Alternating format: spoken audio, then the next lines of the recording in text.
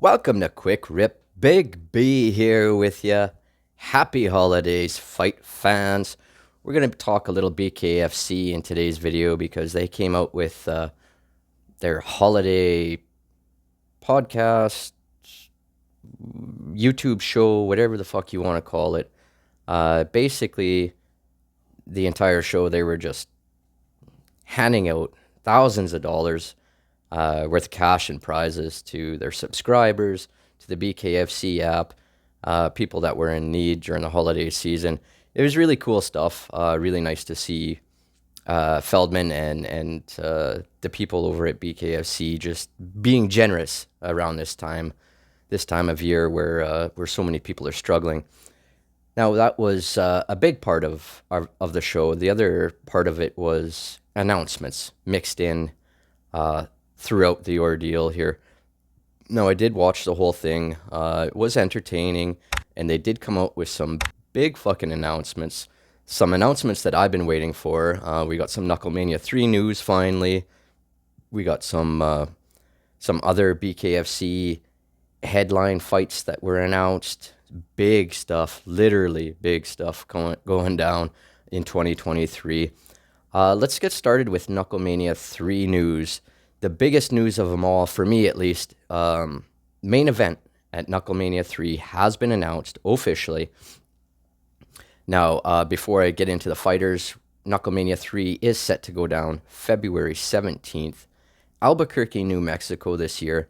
One can only assume it's going to be a scorching fucking hot event. They're just starting to announce things, and things are already absolutely on fire. Main event, Knucklemania 3, we're going to have Lorenzo Hunt take on Mike Richmond. Now, this bout is going down at 185 pounds. What do we have here, folks? We have fucking champion versus champion, essentially.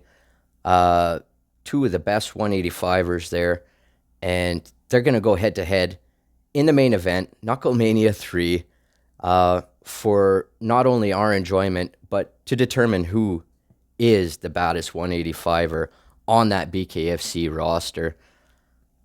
Intense fucking shit. This is one of the matchups that was on my Knucklemania 3 wish list, and thank you BKFC for the early Christmas gift. Let's put it that way. Lorenzo Hunt. I mean, if you're into BKFC at all, you know who Lorenzo Hunt is. Nothing I can really say is gonna describe him more than you probably already know him. If you're not familiar with him, 8-1 in BKFC. I believe he's on a 7-fight fucking win streak. And we're not talking just boring ass decisions where he's only concerned about getting the W. We're talking Lorenzo Hunt, top of the fucking food chain, in my eyes. Now, he is ranked number 2 pound for pound in BKFC, so I mean, the dude is absolutely fucking crazy fucking good, crazy confident, and the two kind of go hand in hand. So that's what we have for one half of the main event. Lorenzo Hunt, of course, he is a cruiserweight champion as well as the light heavyweight champion, number 2 pound for pound. I absolutely love watching Lorenzo Hunt fight, and even the lead up to it, how he gets into his opponent's head. And I've said this in previous videos. It's just amazing. He's one of those fighters like an old school McGregor-ish, not where he can just essentially have his opponent beat by mental warfare before they even entered the squared circle. So we'll see. Mike Richmond's a tough fucking cookie, not only physically but mentally as well. I mean, they call him a Marine for a reason, right? You got to be mentally tough for that shit. So let's have a closer look at the second half of the main event at Knucklemania 3 in Mike the Marine Richmond. So Mike Richmond, absolute fucking stellar fighter. He had a relatively successful MMA career, going 18-8 before turning to bare knuckle. Now he is 4-0 with BKFC, so like I say, he's another one that's been on fire. Um, he won the now I don't know, from what I understood it was the interim belt, but other people are saying that it wasn't the interim belt. So I'm a little bit confused on that, but either way he won the belt at 185. Now, from what I understand, it was the interim belt because Lorenzo Hunt had moved up and there had been that kind of lull in the division. But I could be wrong. If you know better, if you know the full story, let me know down in the comments. While you're there, make sure to give me a thumbs up. I appreciate it a lot. Sure helps out the channel. Mike Richmond, 4-0, BKFC. And here's another guy. All four wins have been finished. Now, one of them, I believe, was an injury, shoulder injury to his opponent. So take it for what it is. It's still classified as a TKO, right? The other ones were no injuries. Well, I mean, I'm sure they were injured, but it wasn't doctor stoppage. These were clean finishes. So Mike Richmond gets his wish. In my Knucklemania 3 wish list kind of deal, I had pointed out that Richmond took to Facebook, I believe it was Facebook or Instagram, and essentially called out Lorenzo Hunt, saying, let's fucking do this. From what I understand, Richmond had said at 205, but it looks like they're going 185. Either way, I get my fucking dream matchup for Knucklemania 3. Really couldn't ask for a better main event for what's expected to be one of their biggest cards in history. Now, another announcement for Knucklemania 3 that David Feldman had made during the broadcast was one half of the co-main. He announced Austin Trout is going to make his BKFC debut at Knucklemania 3. He's expected to be, as I say, one half of the co-main. Now, his opponent is yet to be announced. David Feldman was just fucking itching to announce it, but something obviously wasn't completely finalized and couldn't be announced quite yet. Either way, we have the highly anticipated debut of Austin Trout, professional boxer, shedding the gloves. He's going bare knuckle. Now, this is relatively quick bout for Austin Trout, considering they just recently announced the signing. So, I mean, obviously he's a boxer. He's going to be in shape. He knows how to fucking fight. But at the same time, it's a little bit different bare knuckle. So we'll see what happens here. I can't wait to see who he's going to be matched up against in this co-main. And like I say, dynamite matchup after dynamite matchup expected here. Knucklemania 3, February 17th. You're not going to fucking want to miss that one. Couple last notes on Knucklemania 3. Paige Van Zandt was, David Feldman talked about her briefly. She's not going to be fighting at Knucklemania 3. He said he figures March sometime.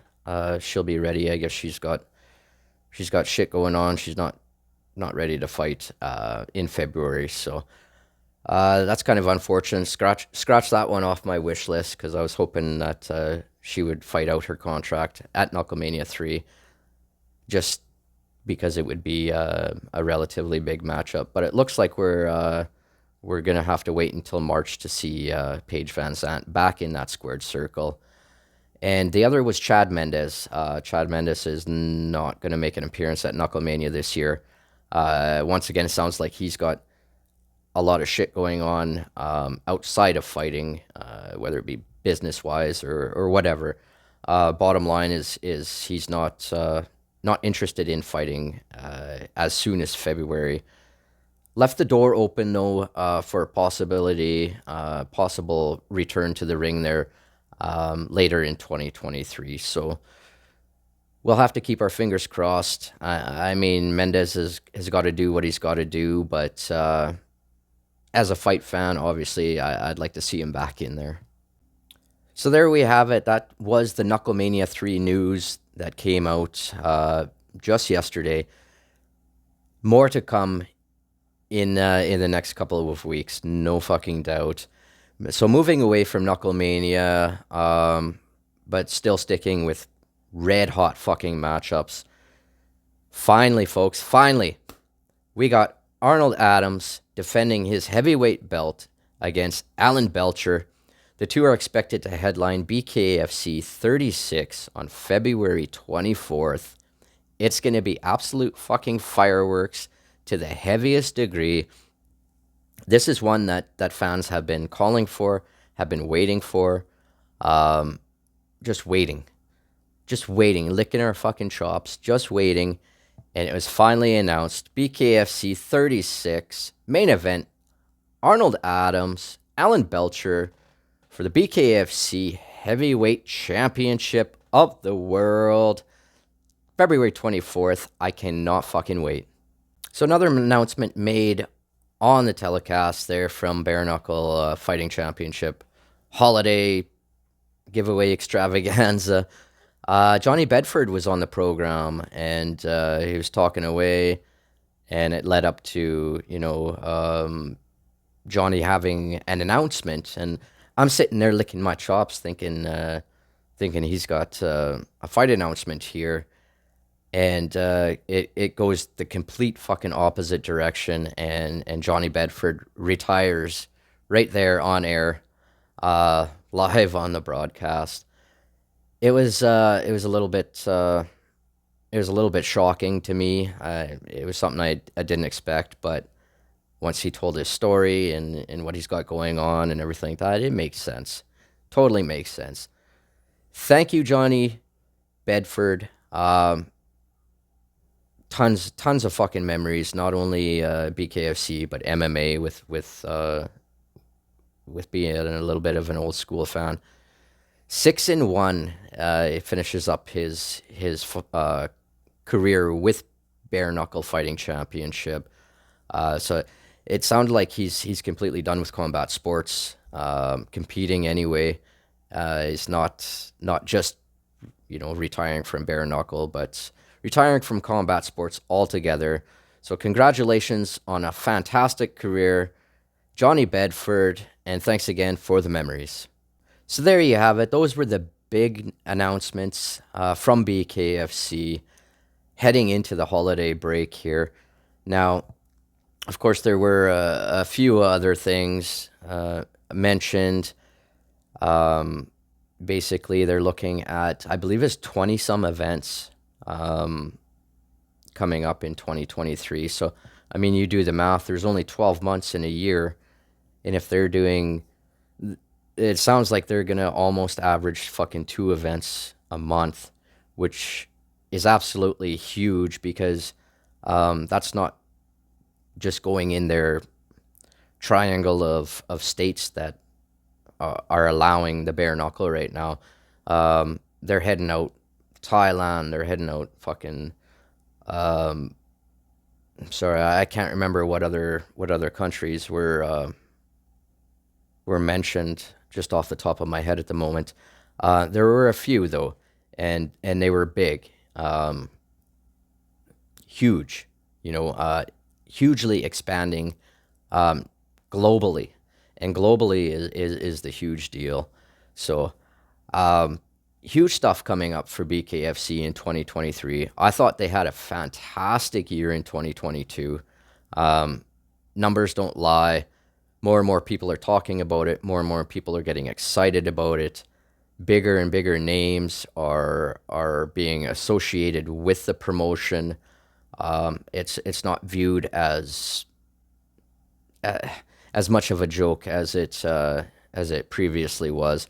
You can see the tide changing here, and it's only a matter of time before they kind of globally dominate. And even David Feldman said, he's looking realistically the next the next several years, he's looking at being the number 2 combat sports promotion in the world.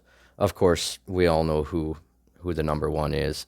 I don't need to say any letters, but I believe it. I believe it, especially if they can fucking nail some kind of a streaming deal. You look at BKB, who just announced that in January they're starting to stream their events on Prime Video, just as one is. If BKFC could get something like that and toss that out there to the masses even more, because you're limited when you're running off of your own app. I mean, you really are, compared to when you have it out there for people just to see, right? But either way, they're heading in the right direction, and big stuff coming in 2023. Thanks for joining me here on Quick Rip. I hope you guys have a safe and happy holiday season. Till next time, everybody, take care and peace.